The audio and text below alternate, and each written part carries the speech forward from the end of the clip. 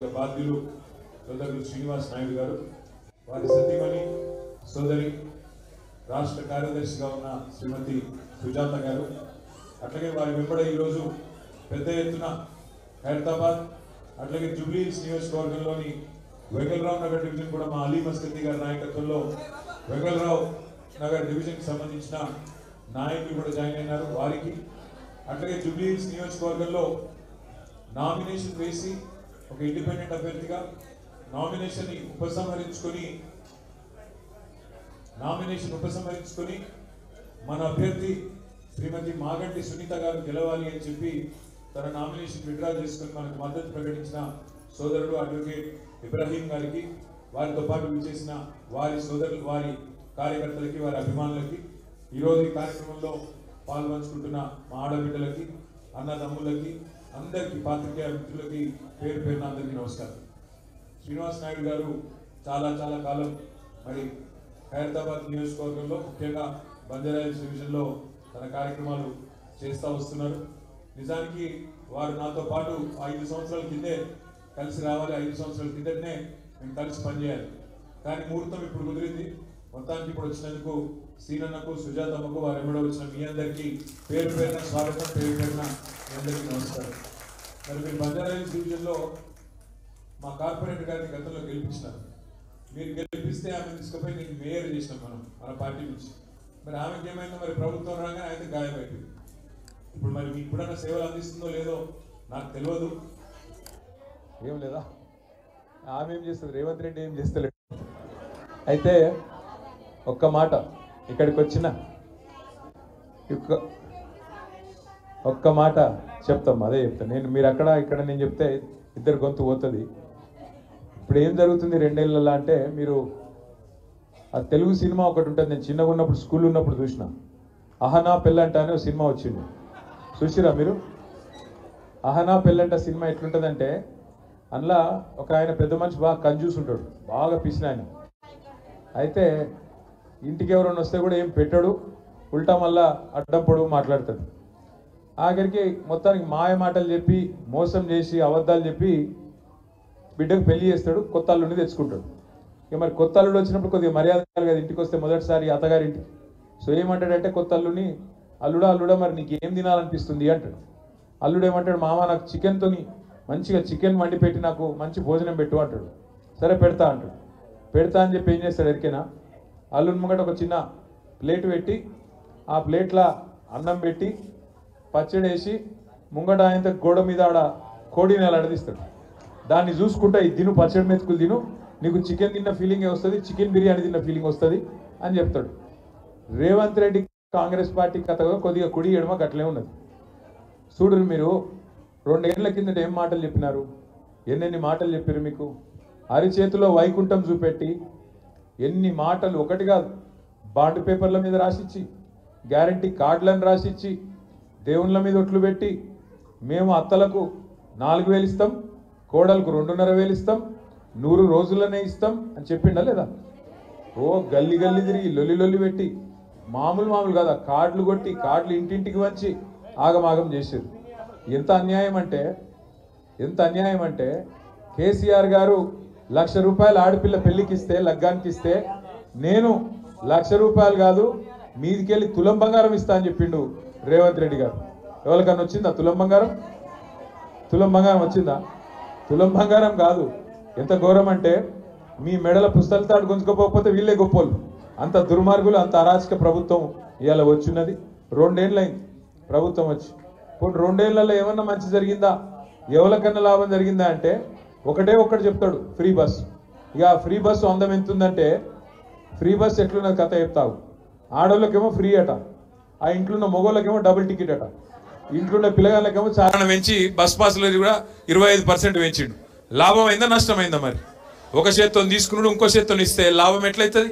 ఇలా free bus అని దాని మీద గొప్ప పోజులు కొడుతున్నాడు. నేను మీ అందరికి చేసే ప్రార్థన ఒకటే, కేసీఆర్ ఉన్నప్పుడు, కేసీఆర్ ప్రభుత్వం ఉన్నప్పుడు ఏం జరిగిందో మీకు తెలుసు.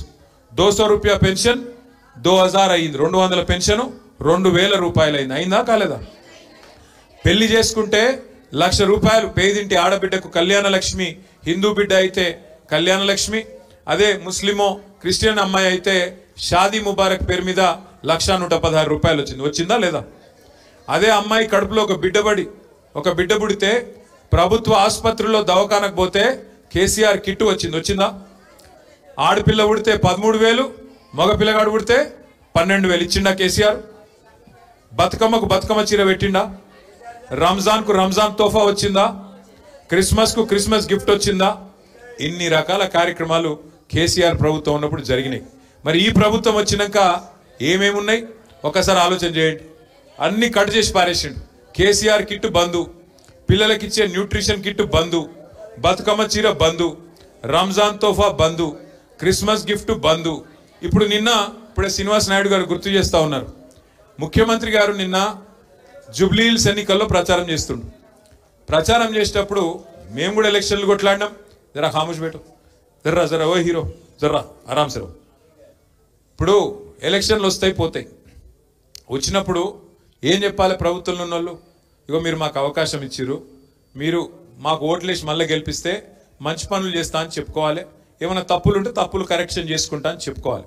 అంతేగాని బెదిరిస్తారా ఎవరైనా ఓటర్లను? నువ్వు వేయకపోతే ఇది బంద్ పెడతా, అది బంద్ పెడతా. నేను అడుగుతున్నా, ఒక్కసారి ఆలోచన చేయండి. మీరు ఆ పదవే ప్రజలు ఇచ్చిన భిక్ష. ఆ పదవి మంత్రి పదవైనా, ఎమ్మెల్యే పదవైనా, ముఖ్యమంత్రి పదవైనా మీరు పెట్టిన భిక్ష. మీరు కాదనుకుంటే పెద్ద పెద్దోళ్ళే దిగిపోయారు. ఎన్టీ రామారావుని ఒడగొట్టిరు ఈ దేశంలో, ఇందిరమ్మను ఒడగొట్టిరు. మరి ఈయన ఎంత 3 ఫీట్ల మనిషి. గట్టిగా మీరు అనుకుంటే తీసవతల వారేస్తారు. కానీ ఆయన ఎక్కువ ఊహించుకుంటున్నాడు.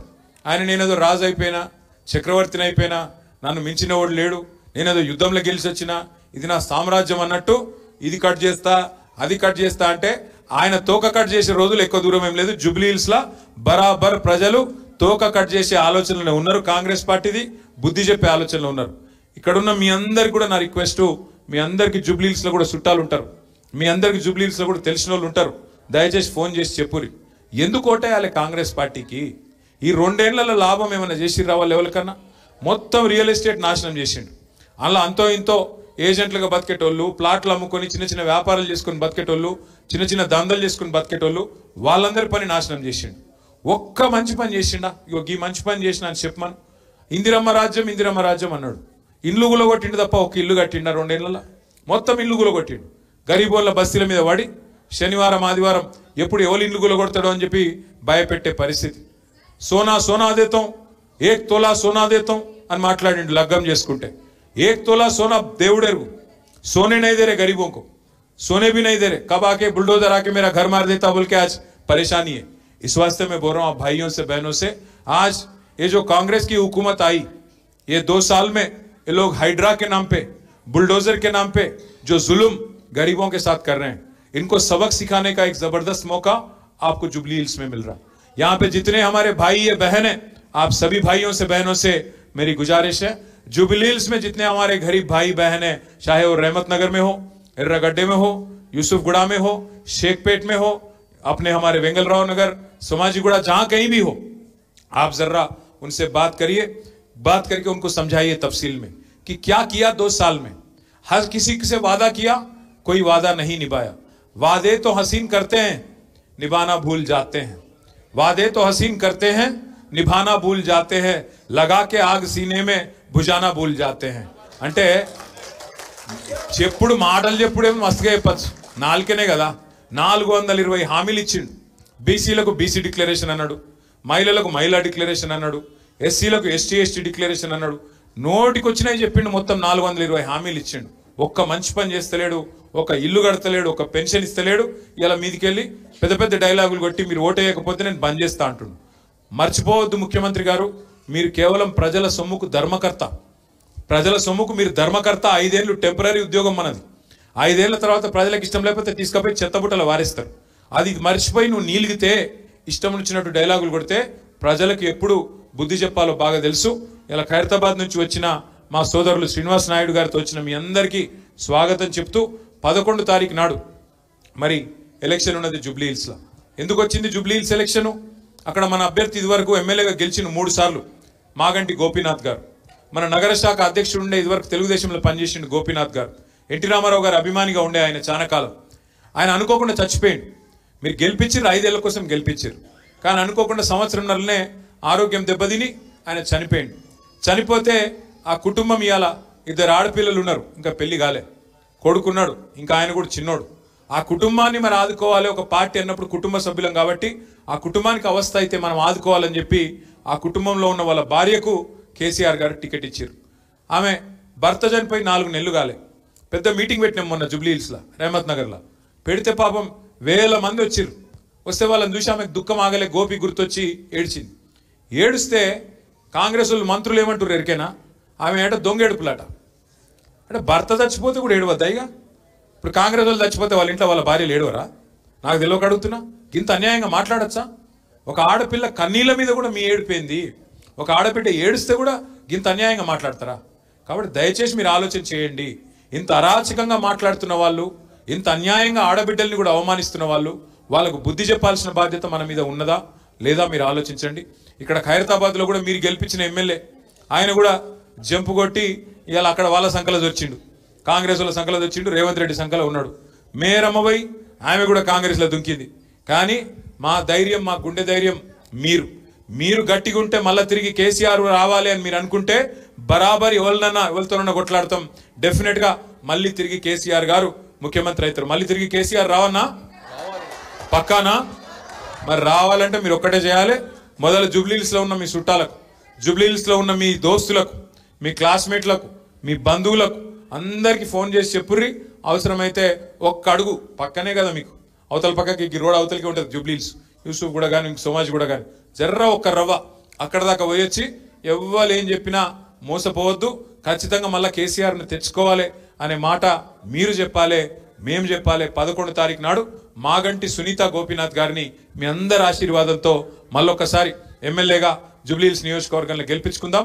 మీ ఆడబిడ్డల ఆశీర్వాదంతో ఒక ఆడబిడ్డ ఖచ్చితంగా తిరిగి హైదరాబాద్లో మళ్ళీ నిలబడాలని చెప్పి నేను కోరుకుంటూ, ఇంత పెద్ద ఎత్తున ఇచ్చేసిన మీ అందరికీ, ముఖ్యంగా పిల్లలు, సంటి పిల్లలు కూడా తీసుకొచ్చారు కొంతమంది, వాళ్ళందరికీ ప్రత్యేకంగా, ఎందుకంటే మీకు అవస్థ అవుతుంది నాకు తెలుసు, మీ కష్టం నాకు తెలుసు. ఇంట్లో ఇడిచిపెట్టరాదు, పిల్లలను బయటికి తీసుకురాక తప్పదు. మరి వాళ్ళు మిమ్మల్ని సతాయిస్తారు, నాకు కూడా అర్థమవుతుంది. కాబట్టి ఇంతకంటే ఎక్కువ మీకు పరీక్ష పెట్టకుండా పేరు పేరున శ్రీనివాస్ నాయుడు గారికి, సుజాత గారికి, వారి ఎంబడ ఇచ్చిన మిగతా మిత్రులకు, ఇగో మీకోసం ప్రత్యేకంగా కృష్ణారావు గారు కూడా వచ్చినారు, ఎమ్మెల్యే కూకట్పల్లి, ఆయనకు, మా ఎంఎన్ శ్రీనివాస్ అన్నకు, ఇదంతా కూడా కోఆర్డినేషన్ చేసిండ్రు. మా తమ్ముడు ఖైరతాబాద్ నియోజకవర్గ బాధ్యుడు తమ్ముడు మన్నే గోవర్ధన్ రెడ్డి గారికి, సోదరి శ్రీమతి షకీలా రెడ్డి గారికి, రావుల చంద్రశేఖర్ రెడ్డి గారు, ఎట్లాగో మా పెద్ద దిక్కు ఆయన, అలీ మస్కతి గారికి, ఇంకా పేరు పేరున అందరికీ కూడా, మూర్తి గారికి, ఇంకా ఎవరికి చెప్పాలా, ముర్తుజా గారికి, మూర్తి గారికి, యూసుఫ్ భాయ్కి, హర్ కిసీకో, డాక్టర్ శ్రావ్యనిక గారు, శ్రీనివాస్ నాయుడు గారు అమ్మాయి డాక్టర్ గారు, వారికి, వారితో పాటు విచ్చేసిన మీ అందరికీ మళ్ళొకసారి నమస్కారాలు తెలియజేసుకుంటూ, జై తెలంగాణ. Thank you.